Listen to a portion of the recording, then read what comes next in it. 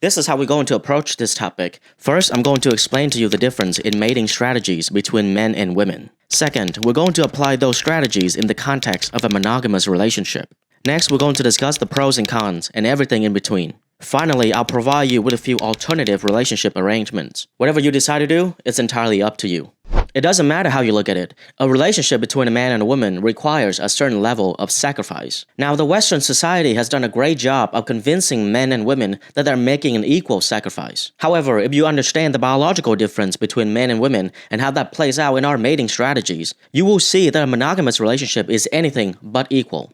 Let me explain. First, let's look at women's mating strategy. Biologically speaking, a woman wants to be with the highest quality guy she can possibly get because she wants her children to have the genetics of that guy. Once she has secured a commitment from that guy, she is happy and comfortable. So the next phase of her life is to have children. During pregnancy, as well as the early stages of having a baby, she is more vulnerable and therefore she would need protection, which a high quality guy could provide. And over the course of a woman's lifetime, she can only do this a few times until her fertility wears out. The older she gets, the less fertile she is and the less desirable she becomes, which means her prime physical state, which is in her 20s, is the best time for her to find a high-quality guy and secure a commitment from him. Men, on the other hand, operate differently. Just by looking at the sheer number of sperms we produce, it is clear that one of our mating strategies is to play the numbers game. If you want your genes to survive and pass on to the next generation, you should be sleeping with as many women as possible. Spread your seeds as much as possible. Now, as a high-quality man, you are desirable to a lot of women, and if you decide to exercise those options, you have a higher chance of passing on your genetics to the next generation. But if you are a low-quality man, you have far fewer options. That means you want to hold on to the few options that you have. We can summarize our paradoxical mating strategies between the genders into two distinct categories. Men are biologically driven to spread their seeds, while women are driven to secure the commitment from the highest quality man possible. Now that you understand the mating strategies according to their biological imperatives between men and women, what exactly is the problem? When it comes to a monogamous relationship, this arrangement is much better suited to the biological imperative of women, because it's pretty clear that a man is making a much bigger sacrifice on his inherent mating strategy in order to make the relationship work. Regardless of how high quality the woman might be, he still has to go against his biological instinct to maintain loyalty. Whereas if a woman has secured a commitment from a high quality guy, she is quite content. Even if her hypergamy is still operating, as long as the guy remains the best guy she can possibly get, she's not going to want to be with anybody else. You see, the female instinct is to attract one high-value male so that she can feel safe and protected and comfortably raise children. In modern society, this sexual strategy is absolutely acceptable. By the same token, the male instinct is to run wild and spread their seeds as much as possible, yet this is socially unacceptable. So as a man, your biological programming and your cultural programming are two opposite forces. One is telling you to spread your seeds, the other is telling you to be monogamous. And here's the thing, the less you spread your seeds, the more your desire for novelty grows. This is called the Coolidge effect. It describes one of the most important factors in male sexuality, which is the desire for novelty. If you slept with the same woman 100 times, 500 times, 1,000 times, the novelty will eventually wear off. She's not going to be as desirable as she was the first time you slept with her, at least on a physical level. This is a very real phenomenon and it exists throughout all animal kingdoms in the males of pretty much every single species. This is why you get the age-old scenario where the man cheats on the woman and she wonders how he could possibly cheat it with somebody who is so much less attractive than she is. Well, the reason is because he didn't cheat because she was attractive. He cheated because she was new. Men are sexually wired to seek novelty. On top of this, we have another phenomenon called pre-selection. Women would judge a man to be more attractive if other women also find him attractive. So the fact that the man is in a relationship with a woman makes him even more attractive to other women. So when a man is in a monogamous relationship with a woman, not only is he going against his biological instinct, but also he has all of these temptations around, making it even more difficult for him to stay loyal. Eventually, he can grow to resent his partner because he feels like she is preventing him from fulfilling his biological desire,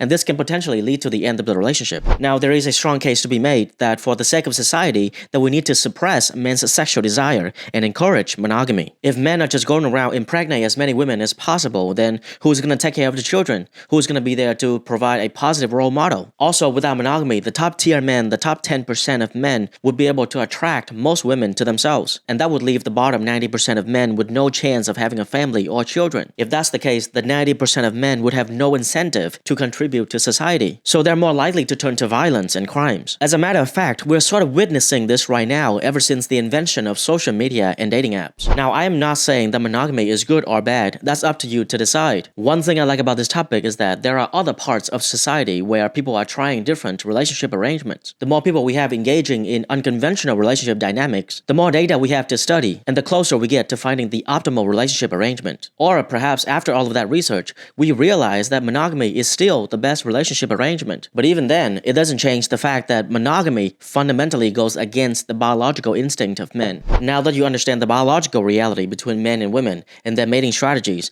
taking everything into consideration, how can a man navigate modern relationships? There are 4 possible options. Number 1, suppress your desire for novelty and live within the confines of monogamy. The lower your value as a man, the easier this will be because women are not paying attention to you anyways. However, the higher your value, the more difficult this will be. This is definitely the option that most men take because it is the most socially acceptable. And since most men are not high value, it is easier to make peace with this kind of arrangement because even if they were allowed to go out and sleep with a bunch of women, they wouldn't be able to succeed. I remember Chris Rock talked about this in one of his stand-up shows.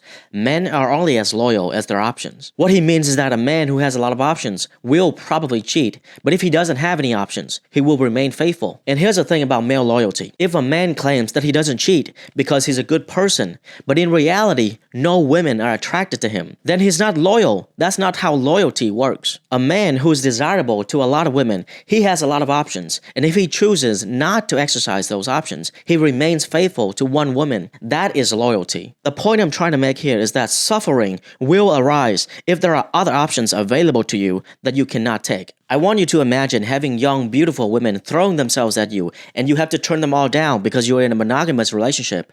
I don't care what kind of man you are, that's gonna sting. So if you are a high-value man who has a lot of options and you decide to be faithful, expect to suffer for your sacrifice. Number 2, cheat without the knowledge of your partner. Now, I don't agree with this, but it is an option. I know that a lot of people would justify this by saying, oh, what she doesn't know is not going to hurt her. But to me, this is a cop-out. Sure, the arrangement is unfair to you, but that doesn't give you permission to cheat. If you made the commitment to be in a monogamous relationship, then she has the right to expect honesty, and you have a moral obligation to tell the truth. In addition to this, you're not just lying to your partner, you're lying to the women that you're cheating with as well. And women are not stupid, they'll catch up to your lies eventually. I don't think any woman with high self-esteem would be okay with being a side chick, so if either one of them finds out, it's gonna get ugly. I have to say this though, if you go down this path, what's likely gonna happen is that you will find that most women are far lower quality than your partner anyways, which can in turn increase your appreciation for your partner. Again, still not a justification to cheat. To me, one of the highest pleasures from a relationship is the ability to be your authentic self with another person. Life is too short and valuable to settle for a dishonest life. Number 3, engage in a one-sided polyamorous relationship, which is your side. That means you can sleep with other women while she remains faithful. Now, I don't think a lot of women are willing to participate in this arrangement because of the social stigma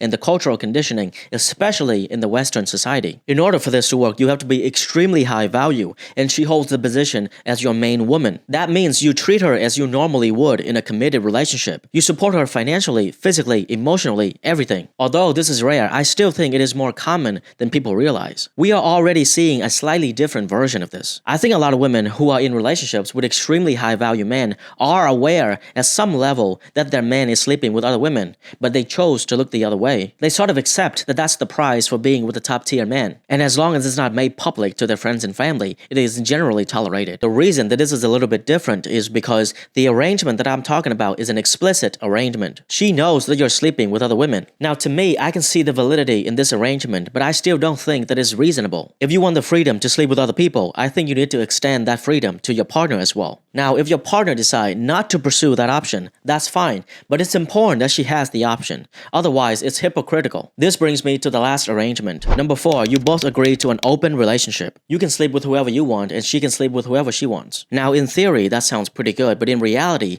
there are a couple things that can be problematic. First, men are inherently territorial, so the idea that your woman is sleeping with other men, that is a tough pill to swallow. The only way to work around this is if you are a truly high-value man. You're able to give her everything everything that she wants. You are the best she can get. Her hypergamy is completely satisfied. So even though she has the freedom to sleep with other men, she might not have the desire to. Second, this arrangement allows for unchecked hypergamy, especially in the Western society. This can get out of hand really quickly considering many chats are willing to sleep with her, but they're not going to commit to her. So they'll use her and then return her to you. But here's the thing, if she's the kind of woman who enjoys getting pumped and dumped by chats, then an open relationship is the least of your concern. What's far more worrying is her quality. If she's a high quality woman, she should have the awareness and the self-esteem to ignore those guys. But if she's just sleeping with anybody, then you shouldn't be with her in the first place. So realistically speaking, if you decide to be in an open relationship, you have to respect the people she chooses as her partners. Otherwise, you'll begin to lose respect for her. And respect once lost is extremely difficult to get back. So those are the 4 options. We already talked about the difference in mating strategies, the pros and cons, what you need to look out for, and everything in between. You're free to choose whatever you want, but always be aware of the sacrifice that you're making, and more importantly, why you're making those sacrifices. Thank you for watching to the end. Until next time, stay curious.